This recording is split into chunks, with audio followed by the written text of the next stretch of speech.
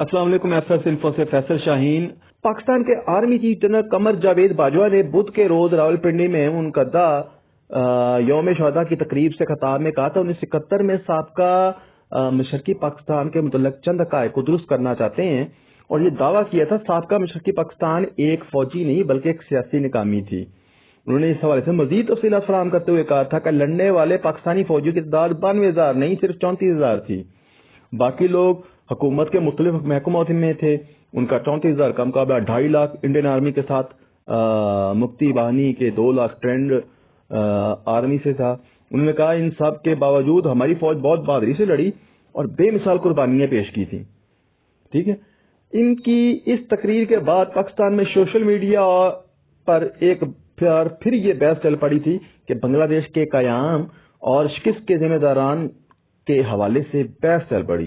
جمعرات کی شب جیو ٹی وی کے پروگرام کیپٹل ٹاک میں گفتگو کرتے وزیر دفاع نے کہا تھا کہ اس میں کوئی شک نہیں پاکستان کی فوج اتنی بہادری سے لڑی ہے، اور اس میں حقیقتاً کوئی شک نہیں ہے، مگر اس وقت باوردی حکمران سیاست میں تھے اور 1958 سے 1971 تک فوج براہ راست حکمران تھی اور سیاست کر رہی تھی۔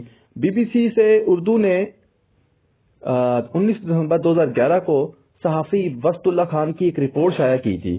اس رپورٹ میں حمود الرحمان کمیشن کی سفارشات کی روشنی میں ذمہ داران کے خلاف کارروائی کی ہدایت کی گئی تھی۔ وہ ذمہ داران کون تھے اور کمیشن نے کیا سفارشات کی تھی، اس حوالے سے رپورٹ کو آج دوبارہ شائع کیا جا رہا ہے۔ یحییٰ خان کے معزولی کے بعد ذوالفقار علی بھٹو صدر اور civilian chief martial law administrator بنے، تو انہوں نے پہلا کام یہ کیا کہ یحییٰ سمیت کئی سینئر جنرلز کو برطرف کیا۔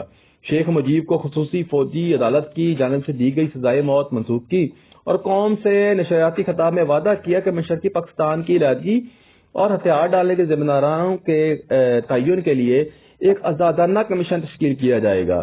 قوم سے خطاب میں ذوالفقار علی بھٹو نے کہا کہ میں نے سخت ایکشن لیا ہے اور چند فربا جنرلز کو نوکری سے برخاست کر دیا ہے۔ وہ فوج کے وڈیرے تھے اور ہم وڈیروں کے خلاف ہیں۔ 26 دسمبر کو حکومت نے چیف جسٹس حمود الرحمان اور جسٹس انوار الحق، جسٹس طفیل علی عبد الرحمان اور لیفٹیننٹ جنرل ریٹائرڈ الطاف قادر پر مشتمل حمود الرحمان کی کمیشن بنایا تھا، جس نے 300 سے زائد گواہوں کے بیانات کو قلم بند کرنے کے بعد پہلی رپورٹ 1972 میں اور دوسری رپورٹ 1974 میں پیش کی تھی۔ کھلی عدالت میں مقدمہ کمیشن نے درجہ ذیل افسروں پر کھلی عدالت میں مقدمہ چلانے کی سفارش کی تھی، مگر باوجہ ایسا نہ ہو سکا۔ یحییٰ خان کہتے ہیں ان کا گیٹی میں جس سے لیا گیا یہ سقوط مشرقی پاکستان کے وقت وہ صدر چیف مارشل لا ایڈمنسٹریٹر، وزیر دفاع و وزیر خارجہ تھے۔ بھٹو حکومت نے گھر میں نظر بند رکھا تھا، تاہم جنرل ضیاء الحق نے ان کی نظر بندی ختم کر دی تھی۔ یحییٰ خان کا 10 اگست 1980 کو اپنے بھائی محمد علی کے گھر میں انتقال ہوا اور آرمی قبرستان میں فوجی ذات کے ساتھ تدفین ہوئی تھی، جبکہ جنرل عبد الحمید خان یحییٰ کے ڈپٹی کمانڈر ان چیف اور ڈپٹی مارشل لا ایڈمنسٹریٹر رہے۔ بھٹو حکومت نے انہیں 20 دسمبر 1971 کو برطرف کر دیا تھا۔ حالات گمنامی میں لاہور کینٹ کے ایک گھر میں ان کی وفات ہوئی تھی۔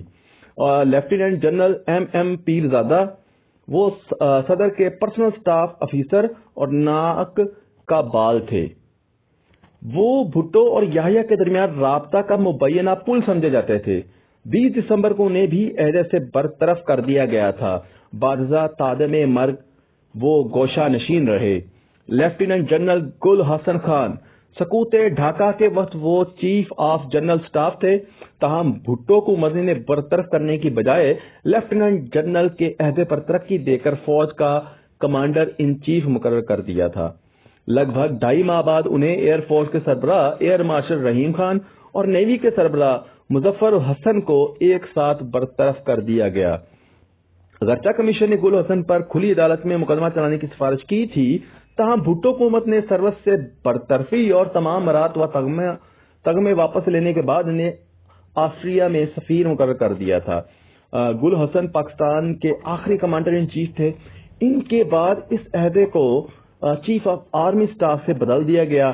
جنرل گل حسن کی یادداشتیں 1993 میں شائع ہوئی انہوں نے اپنی زندگی کے آخری ایام پنڈی کلب کے 2 کمروں میں گزارے. وہیں 10 اکتوبر 1999 کو ان کی وفات ہو گئی تھی.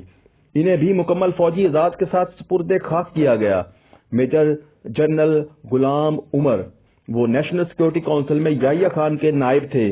کہا جاتا ہے کہ انہوں نے انتخابی نتائج پر اثر انداز ہونے کے لیے پاکستانی صنعت کاروں سے فنڈ جمع کیے. اس زمانے میں فوج کے شعبہ تعلقات عامہ کے سربراہ بریگیڈیئر ریٹائرڈ A.R. صدیقی بقول لگ بھگ 2 کروڑ روپے جمع ہوئے، مگر الطاف گوہر کے ایک مضمون کے مطابق 28 لاکھ روپے دوستوں سیاسی قوتوں میں تقسیم کرنے کے لیے دیے گئے.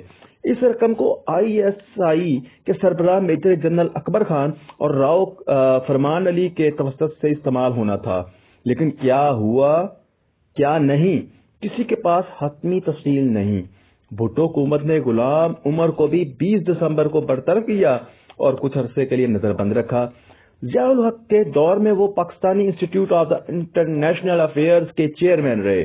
میجر جنرل ابو بکر عثمان مٹھا 20 دسمبر کو جب جنرل گل حسن کی سفارش پر ان کی برطرفی ہوئی تو جنرل مٹھا فوج کے کوارٹر ماسٹر جنرل تھے. کہا جاتا ہے انہوں نے مشرقی پاکستان میں 25 مارچ کے آپریشن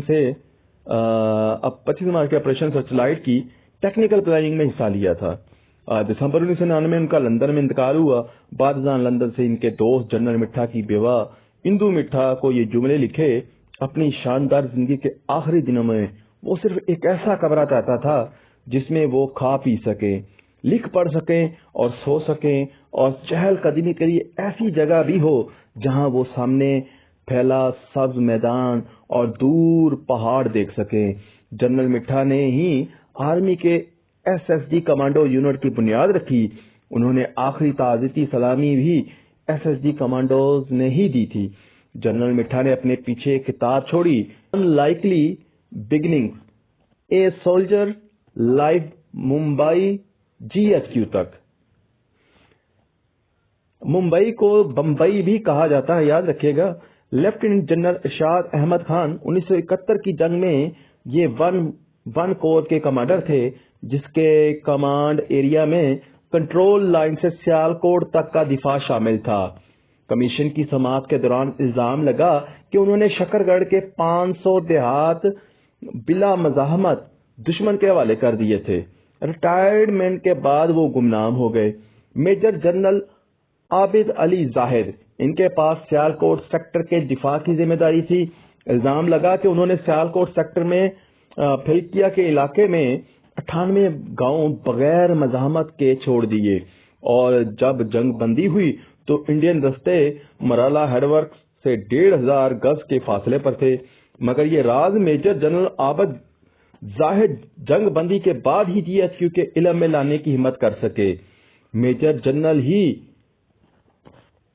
BM مصطفیٰ ان کا ٹارگٹ ایریا راجستھان سیکٹر تھا. ان پر الزام لگا کہ رام گڑھ کی جانب بغیر منصوبہ بندی کی عجلت میں پیش قدمی کے فیصلے سے بھاری نقصان ہوا ہے، جبکہ کورٹ مارشل کی سفارش جنرل نیازی پر اخلاقی بے راوی اور پان کے سمگلنگ کے الزامات بھی عائد کیے گئے تھے. لیفٹیننٹ جنرل امیر عبداللہ خان نیازی جنرل نیازی جب ایسٹرن کے کمانڈ کے سربراہ بنائے گئے، اس وقت وہ فوج کے سب سے زیادہ ڈیکوریٹڈ سولجر مانے جاتے تھے. انہیں دوسری جنگ عظیم میں برما کے محاذ پر بے جگری سے لڑنے پر ملٹری کراس اور ٹائیگر کا خطاب ملا تھا، جبکہ بیشتر جنرلوں نے ایسٹرن کمانڈ کی پوسٹنگ لینے سے ہچکچاہٹ کا اظہار کیا تو نیازی نے خود ہی اس کام کے لیے پیش کر دیا. تو کمیشن کے سامنے پیش ہونے والے گواہوں نے جنرل نیازی پر اخلاقی بے راوی اور پان کی سمگلنگ کے الزامات بھی عائد کیے تھے. میجر جنرل راؤ فرمان علی نے کمیشن کے سامنے گواہی دیتے ہوئے جنرل نیازی سے یہ فکرے بھی منسوب کیے کہ یہ میں کیا سن رہا ہوں کہ راشن کم پڑ گیا، کیا یہ سب گائے بکریاں ختم ہو گئیں، یہ دشمن علاقہ ہے، جو چاہتے ہو لے لو، ہم برما میں ایسے ہی کرتے تھے. جنرل نیازی کے خلاف 15 الزامات میں سے کورٹ مارشل کی سفارش کی گئی. بھٹو حکومت نے جنرل نیازی کو رینکس اور ہلال جرات سمیت تمغے اور پینشن ضبط کر کے برطرف کر دیا. انہوں نے اپنی کتاب دی بیٹریل آف ایسٹ پاکستان میں اپنی صفائی پیش کرنے کی کوشش کی، ایک سیاسی جماعت بھی بنائی، بھٹو کے خلاف تحریک PNA کے جلسوں میں خطاب کرتے رہے، مرتے دم تک اپنے کورٹ مارشل کا مطالبہ کرتے رہے، لیکن کسی حکومت نے باوجہ دھیان نہیں دیا۔ 2 فروری 2004 کو وفات ہوئی اور سادگی سے دفن ہو گئے۔ میجر جنرل محمد جمشید، کمانڈر 36 ڈویژن، ان کے ڈویژنز کو ڈھاکہ کا دفاع کرنا تھا۔ ان پر حمود الرحمان کمیشن نے 5 فرد جرم عائد کی، جن میں غبن، لوٹ مار اور ماتحتوں کی جانب سے نیشنل بینک سراج گنج شاخ سے 1 کروڑ 35 لاکھ روپے لوٹنے جیسے الزامات شامل تھے۔ کہا جاتا ہے کہ 16 دسمبر کے بعد ان کی اہلیہ کے قبضے سے خاصی کرنسی برآمد ہوئی تھی۔ پاکستان واپسی کے بعد گوشہ نشین ہو گئے۔